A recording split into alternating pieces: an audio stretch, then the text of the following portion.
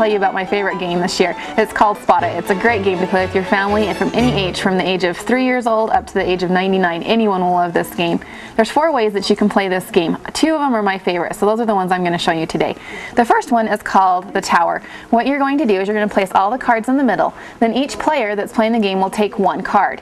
You will then turn those cards over all at the same time.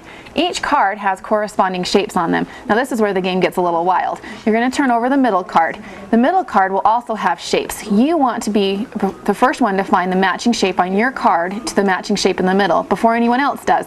So with all the hands reaching in, it gets a little chaotic, but that's what makes it the most fun. So on this one you can see that it matches the zebra. I will take this card and place it on my pile. You continue working until all the cards are gone in the middle of the pile, and whoever has the most cards in their individual hands at the end of the game wins. Okay, the second one that is my most favorite, this is my ultimate favorite, I will say that, it's called Hot Potato. Probably because it's the most wild, that's why I like this one.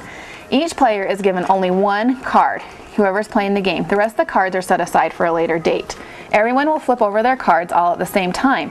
What you want to do is be left with no cards in your hand. So you're going to look at all the players' cards that they have, and you're going to give your card away by finding a match on their card. So if you look at this card right here, it has bottles. So I would give my card to that player. Now that player has 2 cards now to get rid of with other players in the team. When the one player has all the cards left in their hands, unfortunately they lose, but everyone else is a winner. That's my favorite one. It's called Hot Potato. This is a great family game, like I said, for 3 years old up to 99. The next game I want to tell you about is by the same company. This is called Blue Orange, is the company who makes this. This is called Telltale. Now this isn't typically a game, but it's great for imagination. It's great for road trips. It makes learning a lot of fun. What you're going to do is you take and give each player a handful of cards. Then what you're going to do is start a story. So the first card I drew was a guitar. So I will start my story about a guitar. Once I was in a magical forest playing the guitar. Then the next person goes, oh, he drew a surfer. So we're in a magical forest playing guitar, and all of a sudden we see a surfer out in the ocean. The play continues with each player having to add on to the story with whatever picture they are given.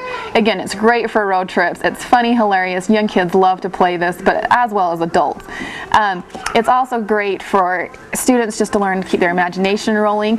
What you can also do, one other variation, is give each player 6 cards. They then have to make up their own story with all 6 cards. At the end of the game, everyone votes on which story is their favorite.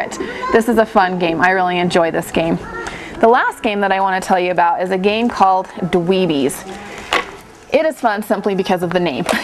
This is again designed for younger kids. I would say age range from anywhere from 4 years old to maybe up to 12 years old would enjoy this game. The graphics on this game is what makes this game so fun. Each card has different characters on it that are called little dweebies. From the sports character to the, what do we have here? We have an Englishman to a superhero. Now the object of this game is everyone will lay down a card forming like a domino pattern. Once 2 cards are laid down that match, you then get to sandwich them and keep those cards, and they become yours. You then continue adding on as such until you once again form a sandwich, and you get to keep those cards. The grid continues like such. Now if there is ever a time when the grid is broken,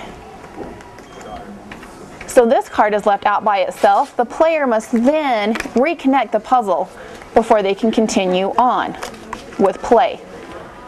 The object of the game is to collect the most cards that you can at the end. Again, the funnest part of this game is simply by looking at the characters. I love my dog.